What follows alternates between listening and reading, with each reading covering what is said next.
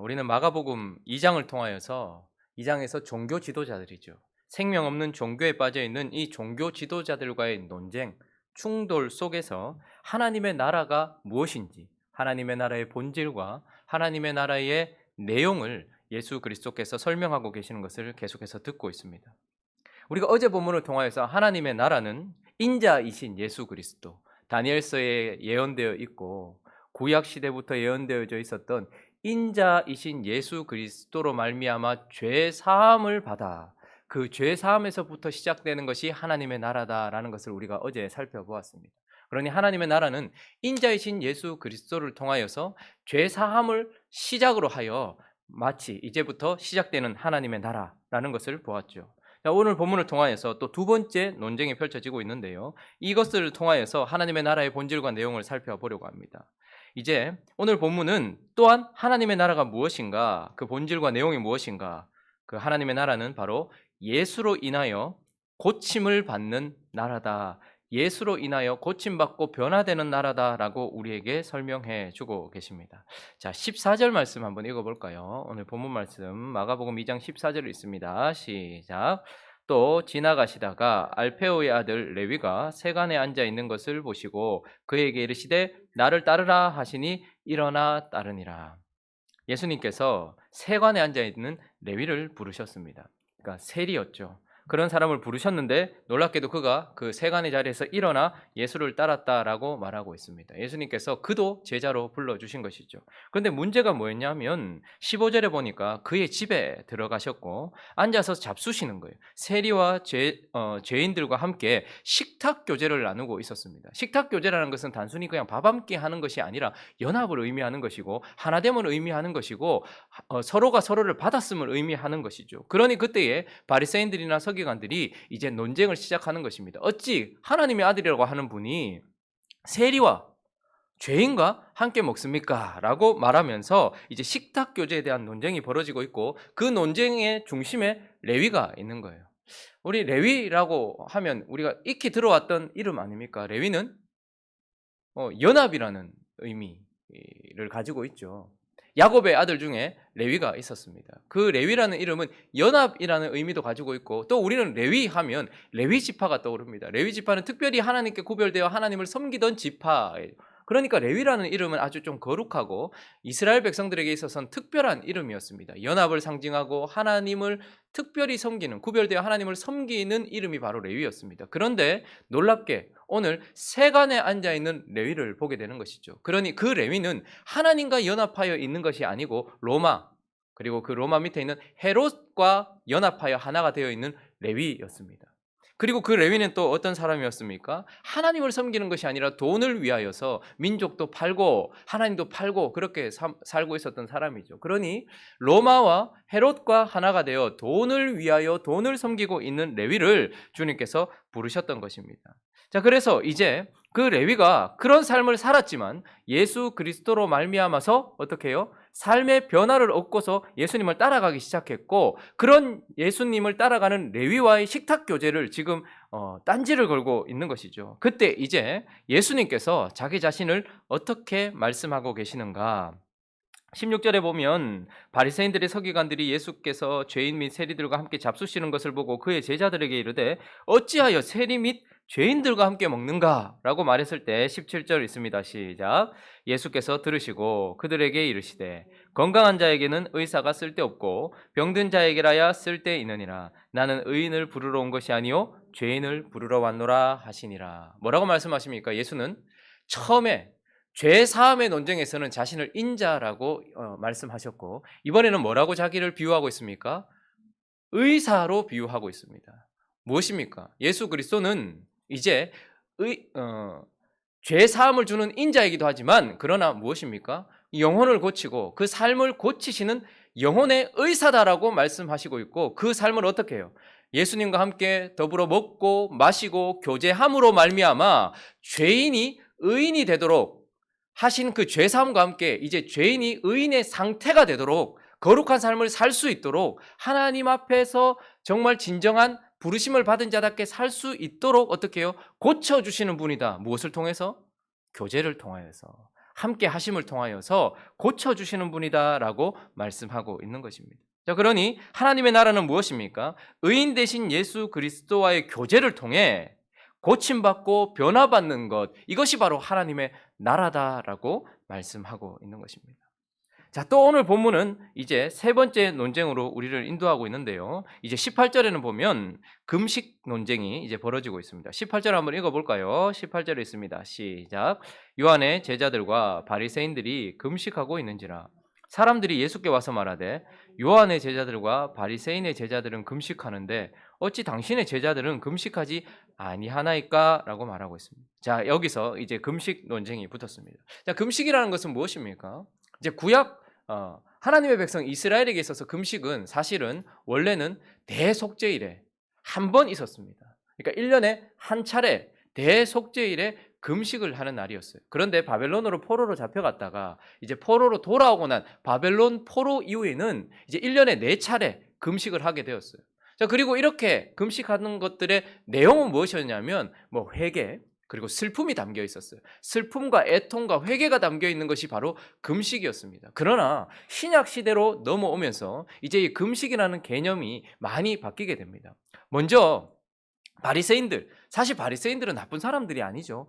거룩하게 구별되어서 하나님의 나라를 기다리고 있었던 사람들입니다. 그런데 그들이 이제 바벨론 포로 이후에 4차례 하던 금식에서 이제 어떻게 하냐면 일주일에, 그러니까 1회에 이틀을 하는 거예요. 모세가 율법을 받으러 올라갔던 그날, 그러니까 그 한 주에 이틀째 되던 날, 월요일, 그리고 모세가 율법을 받아오던 그날, 한 주에 5째 날이 되던 목요일, 그러니까 월요일과 목요일 2차례에 금식을 하게 되었습니다.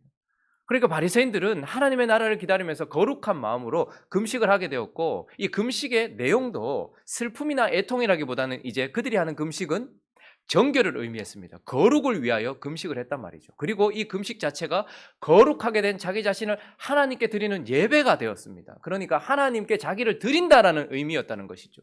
금식은 무엇입니까? 바리새인들이 말하고 있는 금식이란 자기 자신을 정결케 하는 수단이요, 자기 자신을 하나님께 거룩하게 구별하여 드리는 헌신의 수단이었던 것이 금식이었습니다. 그러니까 이제 그들이 요한의 제자들도 금식을 하고 바리새인의 제자들도 금식을 하는데 왜 예수님, 하나님의 아들이라고 하는 예수님의 제자들은 금식하지 않습니까? 이렇게 말하면서 금식 논쟁이 붙은 것이죠. 왜 당신들은 거룩하게 당신들을 정결하게 하지 않습니까? 뿐만 아니라 왜 정결하게 된 자기 자신을 하나님께 드리지 않습니까? 라고 말하고 있는 것입니다. 자, 이때에 이제 예수님이 자기 자신을 또 무엇이라고 소개하고 또 이 금식 논쟁에서 무엇을 선포하고 계시는가? 19절 말씀 한번 읽어볼까요? 19절 있습니다. 시작. 예수께서 그들에게 이르시되 혼인집 손님들이 신랑과 함께 있을 때에 금식할 수 있느냐? 신랑과 함께 있을 동안에는 금식할 수 없느니라. 자기 자신을 이제 처음에는 인자, 두 번째는 뭐였죠? 의사, 지금 세 번째는 뭐라고 말하고 있습니까? 신랑이라고 말하고 있습니다. 자, 예수께서 이제 자기 자신을 신랑이라고 말씀하시면서 혼인집 손님들이, 여기 손님들이라고 번역된 이 단어는 사실 휘오이입니다. 그러니까 휘오이는 자녀들의 복수형이에요.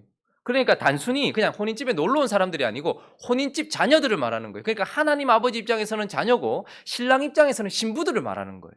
그러니까 무슨 말입니까? 거룩하게 구별된 하나님의 사람들, 그리스도의 신부들을 말하는 것이죠. 그러면서 자기 자신을 신랑이라고 말하면서, 여러분, 신부는 언제나 신랑으로 말미암아 정의되는 거예요. 제 아내를 사모로 부르는 이유는 신랑된 제가 목사기 때문입니다. 우리를 성도라고 부르는 이유는 무엇입니까? 성자 예수 그리스도의 신랑이기 때문에 그렇습니다. 그래서 뭐라고 말하는 거예요? 이제 예수 그리스도, 신랑이신 예수 그리스도와 함께 있는데, 그러므로 말미암아 신랑이신 예수 그리스도로 인하여서 거룩하고 정결하게 되고, 신랑이신 예수 그리스도로 말미암아서 하나님께 드려지고 있는데 금식이라는 예수단이 무엇이 필요하냐? 이렇게 지금 예수님께서 말하고 있는 것입니다. 그 이전에는 우리가 정결하게 되기 위하여 금식이라는 수단을 썼어요. 그리고 우리가 하나님께 자기 자신을 드리기 위하여는 금식이라는 수단을 썼단 말이죠. 그런데 이제 뭐라고 말하는 거예요?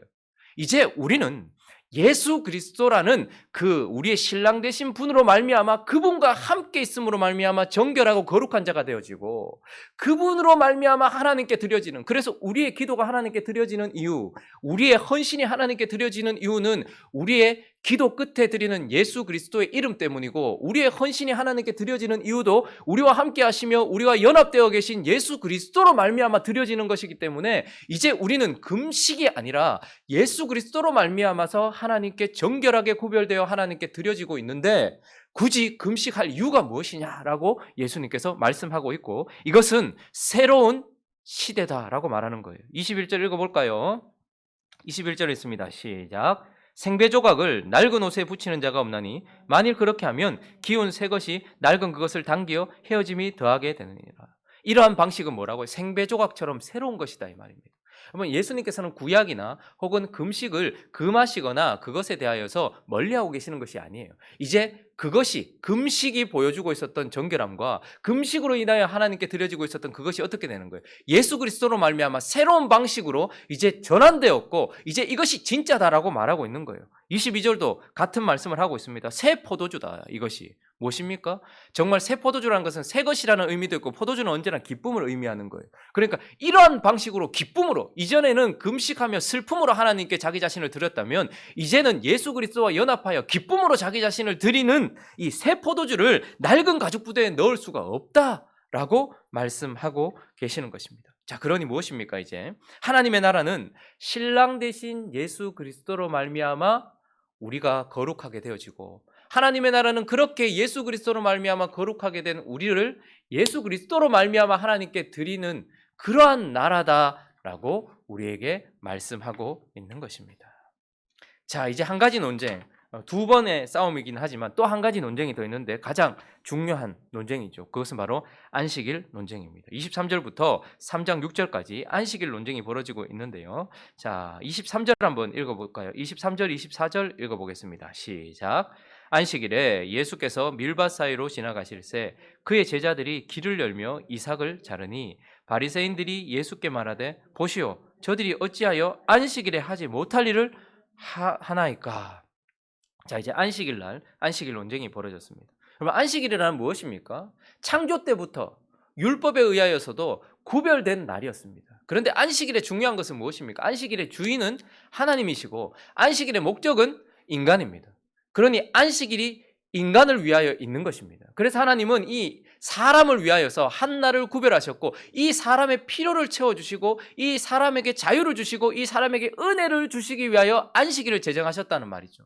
그런데 바리새인들과 서기관들 그리고 종교인들은 그 안식일의 개념을 완전히 뒤바꿔서 사람이 안식일을 위하여 있게 만들었단 말이죠. 그러니까 안식일 날 생명을 얻고 누림을 얻어야 되는 그 안식일 날 그들이 만들어 놓은 안식일 개념으로 말미암아서 아직까지도 유대인들은 안식일을 이런 식으로 지키고 있습니다. 하나님이 말씀하신 것을 넘어서서 그 내용을 잃어버린 채, 그 목적을 잃어버린 채 사람을 위한 안식일을 위한 사람으로 만들어 버렸다는 말이죠. 그래서 하지 못할 일을 하고 있습니다 라고 말하면서 그들이 우리를 위하여 생명을 주시고 자유를 위하여 주신 그날에 그들의 억압과 그들의 어떠한 그 모든 것들로 자유를 빼앗아버린 그런 안식일 개념으로 바뀌어버린 것이죠. 그때 주님께서 의도적으로 안식일날 계속해서 논쟁을 하시는 거예요. 자, 그런데 이번에 논쟁이 붙은 이유는 무엇이냐면 첫 번째는 제자들이 이삭을 잘라 먹는 거예요. 아주 시장했던 것 같아요. 배가 고팠던 것 같아요. 그러니까 그걸 보고 당신의 제자들은 왜 안식일날 해서는 안 되는 일을 합니까? 이 거룩한 날에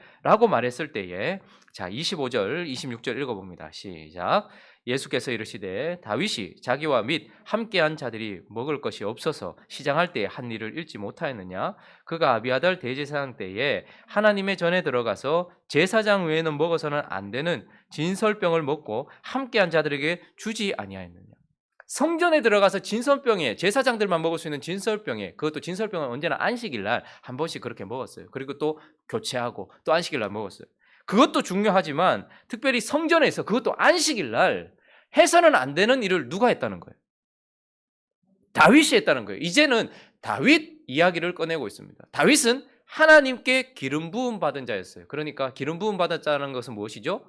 메시아 이런 뜻입니다. 어쨌든 다윗은 하나님께 기름 부음 받은 왕이었어요. 그런데 그가 안식일 날 성전에서 어떻게 했냐? 자기와 함께하는 그 왕과 함께하는 자들이 시장하여서 기진하여서 죽음 앞에 서 있었을 때 제사장들만 먹을 수 있는 그 진설병을 성전에 들어가서 그것을 자기가 먹고 또 그들에게 나누어 줌으로 생명을 나누어 주지 않았느냐. 그런데 하나님이 다윗을 책망하셨느냐? 아니다라고 말씀하시면서 지금 예수님께서는 그보다 큰 이가 여기 있다는 거예요. 다윗 왕보다 큰 진짜 왕이 나다라고 말씀하시면서 예수 그리스도께서는 안식일의 주인이요 모든 것의 주인이시면서 이 안식일에 기진하여 있는 자기 백성에게 어떻게 하시는 거예요? 지금 이삭을 잘라 먹는 것을 허락하심으로 말미암아 생명을 주고 계시는 분이다라고 필요를 채워주고 계시는 분이다라고 말하고 있는 거예요. 그러니까 마태복음이나 다른 복음서에는 이 말이 조금 더 길게 나와 있습니다. 다윗보다 큰 이가 여기 계시니라. 그렇게 말하면서 무슨 말을 하고 싶은 것입니까? 다윗 왕이 안식일을 범하였느냐? 다윗 왕이 한 것이 자기 백성을 위하여 생명을 살리기 위하여 한 것이 하나님께 책망받은 일이 있었느냐? 그렇지 않지 않느냐? 왜? 다윗은 하나님께 기름 부음 받은 왕이기 때문 아니냐? 그런데 나는 다윗보다 큰이니라. 그러므로 안식일의 주인이고 안식일은 나에게 자기 백성에게 생명을 주는 날이므로 이 왕이 생명을 준 것이 무엇이 잘못되었느냐, 누리도록 한 것이 무엇이 잘못되었느냐 이렇게 말하고 있는 것입니다. 마가복음 3장으로 넘어가면 또 한 안식일 날 2절에 보면 사람들이 예수를 고발하려 하여 안식일에 그 사람을 고치는가 주시하고 있어요. 자, 그때 예수님께서 또 노하셨다라고 말하고 있죠. 그러면서 선을 행하는 일과 악을 행하는 것, 이것은 선과 악의 문제다라고 말씀하세요. 생명을 구하는 것과 죽이는 것 어느 것이 옳으냐라고 말씀하시면서 그들의 완악함과 마음의 완악함을 탄식하시고 노하심으로 그렇게 하시면서 그를 또 어떻게 해요? 손 많은 자를 고쳐주고 계시는 거예요.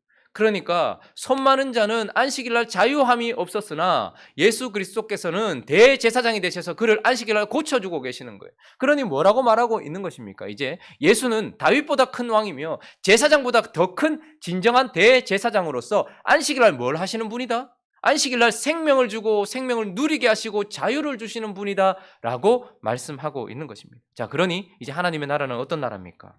안식일의 주인 되신 예수 그리스도, 제사장보다 더 크신 진정한 대제사장이신 예수 그리스도께서 생명을 주시고 자유를 주시는 나라다라고 이렇게 말하고 있는 것이죠. 말씀을 정리해 보겠습니다. 하나님의 나라에 대하여 이제 예수 그리스도께서는 이 5번의 논쟁을 통하여서 우리에게 그 본질과 그 내용을 말씀해 주고 있습니다. 한번 정리를 해볼까요? 하나님의 나라는 어떤 나라입니까?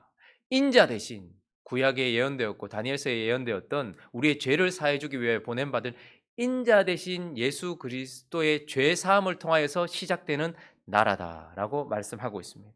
뿐만 아니라 우리의 영혼을 고치시는 의사 대신 예수 그리스도와의 교제로 말미암아서 변화되고 고침받는 나라다라고 우리에게 말씀하고 계시며, 신랑 대신 예수 그리스도와 연합됨으로 말미암아 거룩하여지고 예수 그리스도로 말미암아서 하나님께 드려지는 헌신하는 나라다라고 말씀하고 있고, 마지막으로 왕이요 대제사장이신 예수 그리스도로 말미암아서 생명과 자유를 얻는 나라다라고 우리에게 말씀하고 있는 것입니다. 하나님의 나라는 그래서 예수 그리스도로부터 시작되고 예수 그리스도로 말미암아 진행되며 예수 그리스도로 말미암아 영원히 이어지는 나라고, 이 하나님의 나라에 저와 여러분들이 들어와 있다라고 말씀하고 있는 것입니다. 여러분, 이 세상에도 왕들이 있습니다. 이 나라를 통치하는 왕들도 있고, 그리고 이 어둠의 세상을 통치하는 왕도 있습니다. 그러나 이제 로마에서 고통을 당하고 두려움 가운데서 한 발짝 밖으로 나가지 못하고 있는 그들에게 지금 하나님의 나라가 무엇인지를 보여주시면서 너희는 이 예수 그리스도로 말미암아 하나님 나라의 백성이 되었고 하나님의 통치를 받는 하나님의 나라가 되었다라고 말씀하고 있는 것이죠. 예수가 누구이신지, 그리고 우리가 누구인지, 그리고 우리가 속해 있는 이 나라가 어떤 나라인지를 기억하면서 하나님의 나라의 백성답게 우리 자신의 정체성을 바르게 세우고, 이러한 백성답게 그분으로 말미암아 누리고 또한 자유함을 얻어서 그분으로 말미암아 거룩하게 구별되어 우리 자신을 드리고, 또한 그분으로 말미암아 교제함으로 하나님 앞에서 변화되고 거룩하게 되어서 죄 사함 받은 자답게 중풍병자 같았던 우리가 이제 우리의 상을 들고 일어나 우리의 삶 속에서 주님께 드려지는 저와 여러분 되시기를 예수 그리스도의 이름으로 축원합니다. 같이 한번 기도하겠습니다. 하나님의 나라 다시 한번 기억하면서 하나님의 말씀을 마음에 새겼으면 좋겠습니다. 여러 가지 논쟁을 통하여서 여러 가지 충돌을 통하여서 하나님의 나라를 명확하게 그 내용을 우리에게 보여주시고 계시는데 이 하나하나를 우리의 마음에 새기면서 우리는 이제 이 나라를 위하여 부름받았고 이 나라에 속하여 누리고 있다는 것을 기억하는 저와 여러분 되었으면 좋겠습니다. 그러나 여전히 우리의 육신이 밟고 있는 이 땅을 위해서도 우리는 간구하고 기도해야 될 줄로 믿습니다. 주여 은혜를 베풀어 주시옵소서. 함께 기도하며 나아갑니다. 기도하겠습니다.